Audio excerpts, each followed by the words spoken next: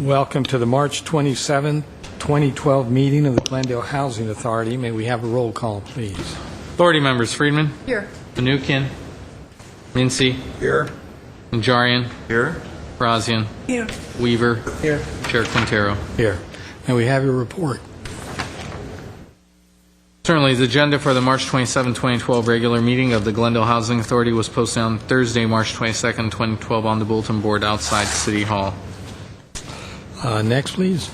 Before we move to the approval of minutes, we have 3 closed session items. I've been instructed by our city attorney to read those into the record. First, 2A is conference with real property negotiators, property location at 1246 South Maryland Avenue and 1251 South Glendale Avenue. Negotiations are authorized with New Horizons Family Center, Inc., Path Ventures, and the Pacific Companies. Agency negotiators attending closed session are Scott Ochoa, Yasmin Beers, Michael Garcia, Jillian Van Meiden, Hassan Hagani, Philip Lanzafame, Peter Zovac, and Mike Fortney. Instructions to the negotiators will concern the price and terms for acquisition of property from New Horizons or Path Ventures, the Pacific Companies, and lease to Path Ventures, the Pacific Companies. At B is conference with legal counsel pending litigation, Glendale Housing Authority et al. Versus Salim Karimi et al., Superior Court Case Number BC 460044.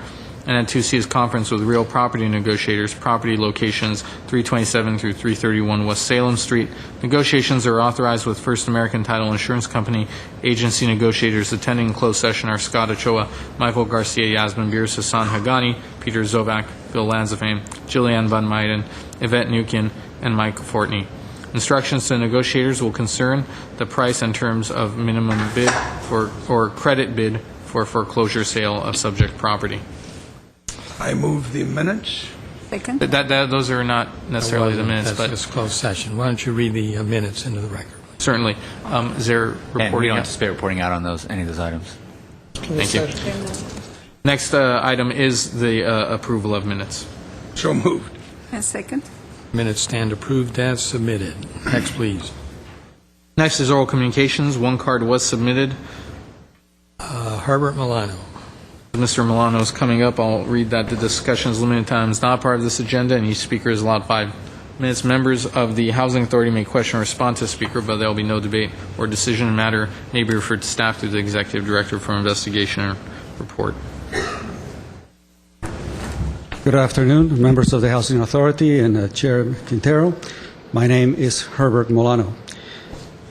During economic hard times, now I think that we are in our 4th year, the poor and economically disadvantaged have a more severe and prolonged impact on their finances.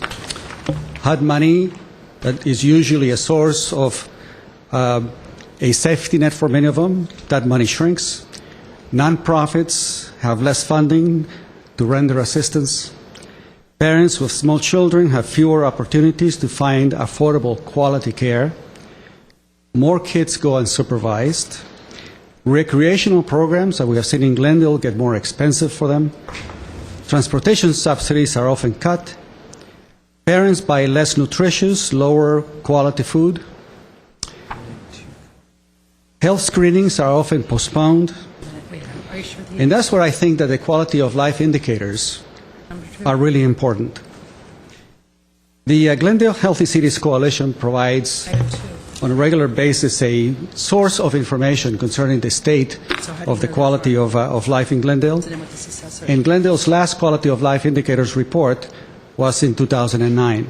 This is for item 2. I think that now it is due time to look at the economic conditions and the situation that many individuals who are the poorest and the most needy need to be reflected on the quality of life reports to figure out how they're doing and how this segment of the community is doing. This brings to mind also another part that I would suggest, that if a quality of life indicators report is initiated, that it include the impact on water and electric utility rates on the very poor. It is my suggestion that the current manner in which we are billing for the utility, specifically the water utility, consider the fact that a fixed cost creates a significantly higher burden on the poor than it does on most individuals with higher incomes. When you have a fixed cost assigned to a water utility bill, it actually has the disadvantage of ensuring that conservation efforts are less effective and more cost prohibitive. Under the current plan that we have, you'll have tonight and presented with regard to a 30% fixed cost with regard to the water utility bill, it means that if an individual saves totally and uses no water, they'll still have a bill to pay. And that is exactly what many families, especially on the north part of Glendale, have, on people with fixed incomes that are retired, that even if they absolutely reduce their water consumption to practically nothing, not only will they still have a bill, but in the future their bills will go up. And I think that's terribly unfair.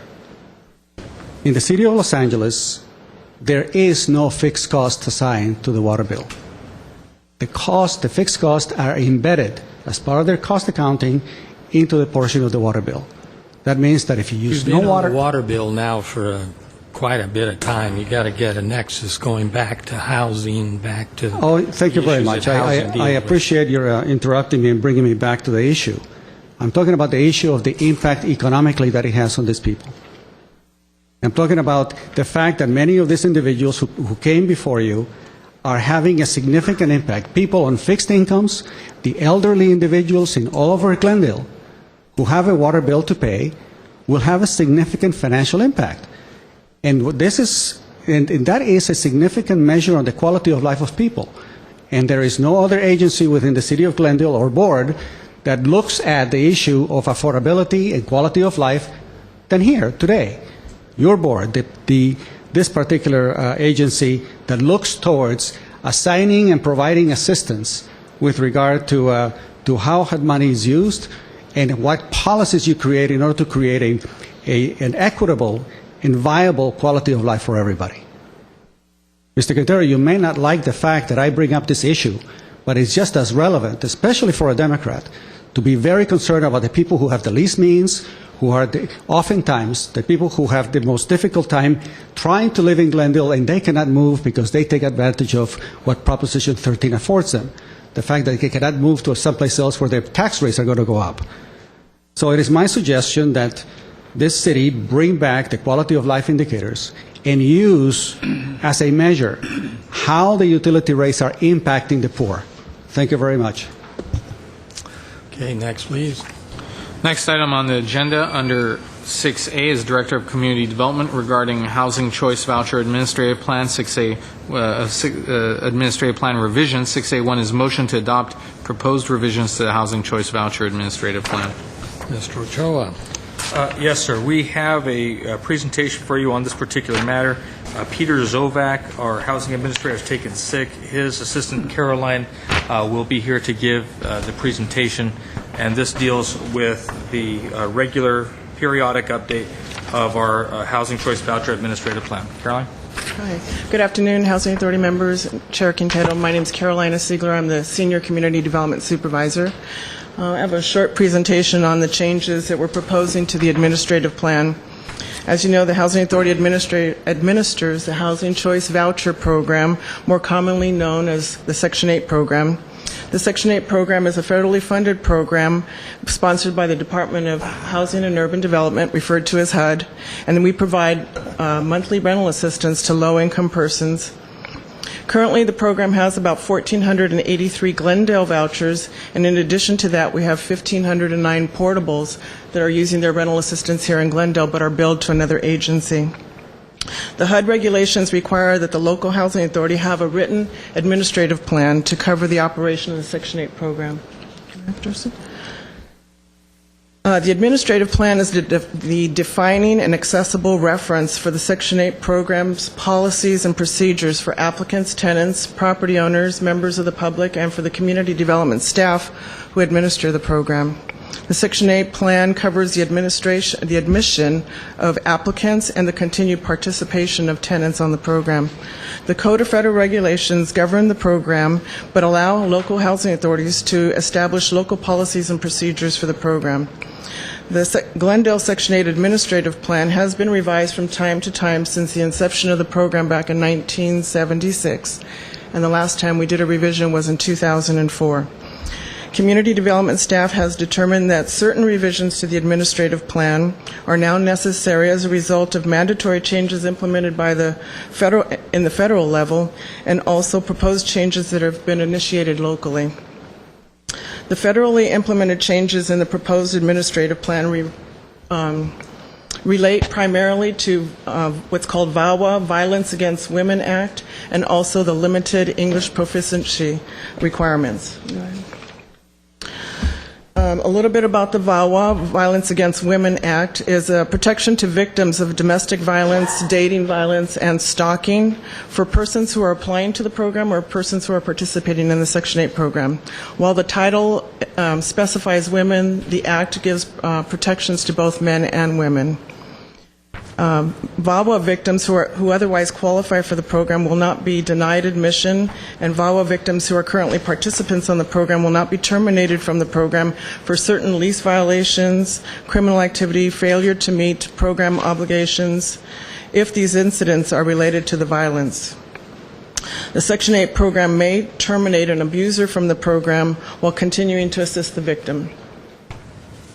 With regards to the limited English proficiency, referred to as LEP, this requires that federally assisted programs ensure that clients with limited English skills can communicate and access the programs available.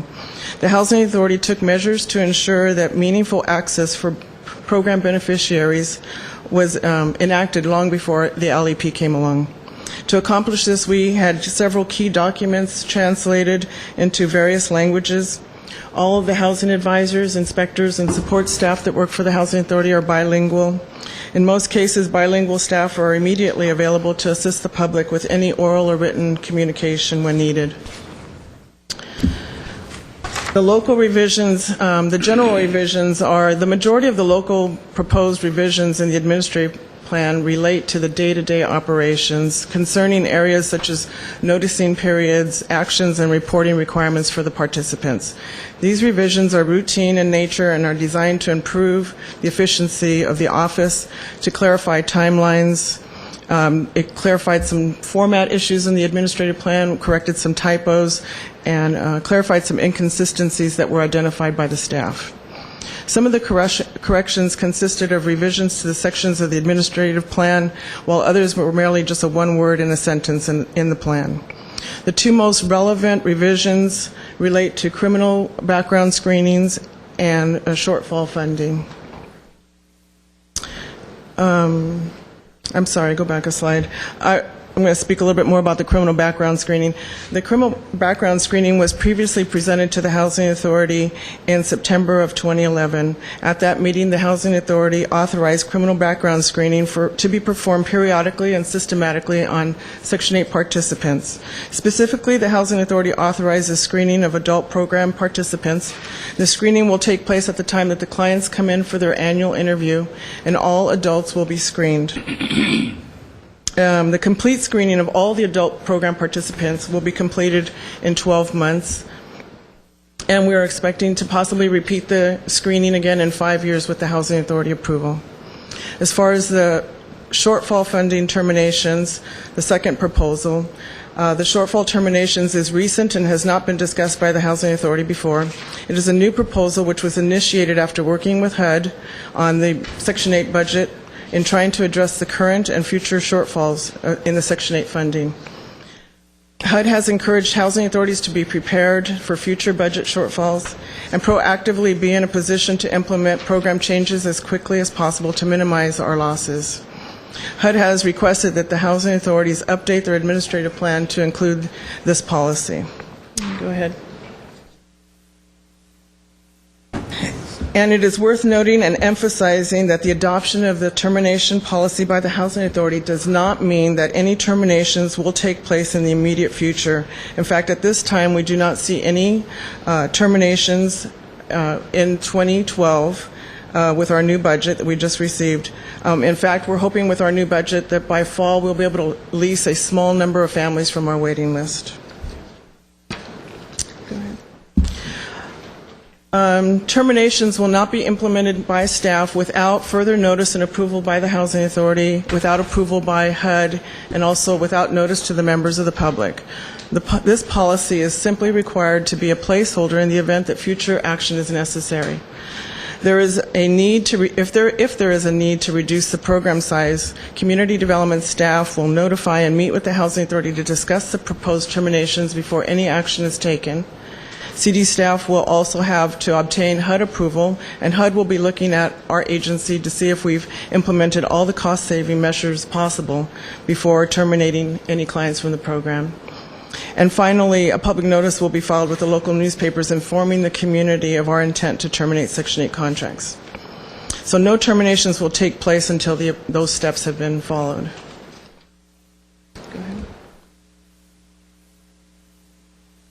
In proposing the termination policy, community development staff queried other housing authorities and consulted with a Glendale-based social service agency, Neighborhood Legal Services, to create a plan that is intended to achieve the necessary program self-sufficiency, but to do so in a way that, number one, provides an orderly and transparent method for implementing the terminations, and two, minimizes the impact to as few households as possible, and three, protects the households that are considered to be the most vulnerable and with the greatest need.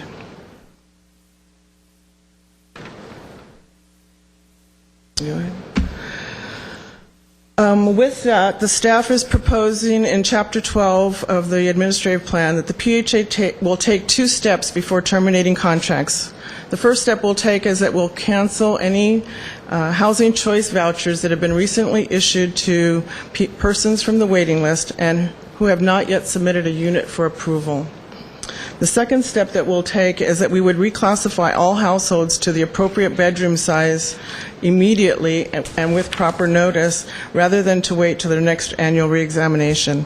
There are households that experience a decrease in the household family size mid-year, and they no longer qualify for the bedroom size in which they're residing, the payment standard that they're receiving for the bedroom size that they're residing. For an example, if there's a couple and they have an adult child living with them and that adult child gets their own place and moves out, the family should be downsized. For a couple, they should be downsized to a one-bedroom, but they're allowed to continue to live in their two-bedroom until their next annual reexamination. So we would downsize those households, and we estimate that we have about 20 of those on the program today. Next slide.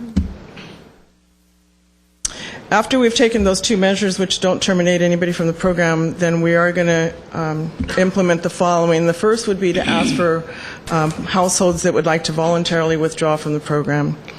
Second, we would terminate households where the families have what's called disregarded income. On our program, we have income that is included in the calculation of the rent, and we have income that's not included in the calculation of the rent. For example, if it's a household that has a full-time college student, that student can be going to school full-time and working full-time or working part-time. That entire income of the full-time student is not included in the calculation of the rent. So the family has more income that's available to them that we don't use in the calculation of the rent. We would look at the households where the combined both incomes exceeds our low income limit. Our thought is that the total income of these households may be enough to be able to afford the rent without rental assistance. And in order to determine which households would get terminated first, we would use the hierarchy of who has the highest disregarded income. The third option, PHA will terminate all single, non-elderly, non-disabled households, and we would do that by the amount of housing assistance payment that's being paid on behalf of the family.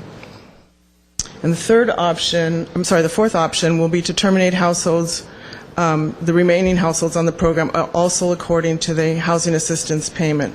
So, as an example, we have 3 households on the program right now where the housing assistance payment is less than $100 a month, and we would terminate those first.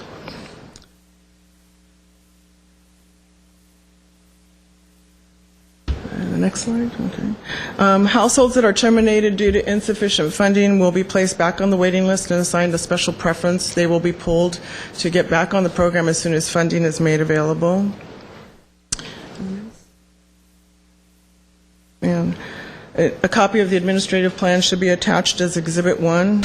The draft plan and its policy changes have been presented to the Section 8 Resident Advisory Board on 2 occasions for comment. The Resident Advisory Board consists of 25 program participants who give input and comment on our Section 8 program. We'd only like to further emphasize that, as Caroline had mentioned earlier, we did share all this information proactively with local NGOs and neighborhood legal services, and really received only positive feedback and constructive suggestions. But we'd be happy to answer any questions council may have. Any questions or comments? No, we were Or none? all briefed. All right, and independently on rebriefed. this.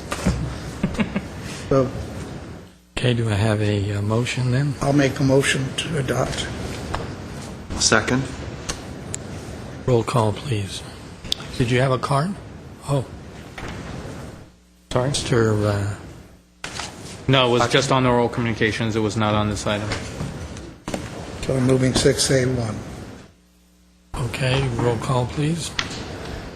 Authority members, Friedman, Yes? Menuchyan, Mincy, Yes. Najarian, Yes. Barazian, Yes. Weaver, Aye. Chair Quintero. Yes. Next, please. Next is authority member staff comments. Are any staff comments? No, sir. All right, I hear none. I move we recess to closed session. Exactly right. I'm going to get that yet. We will recess to close session. Don't have to make a motion. Yeah. No, just state we're going to recess.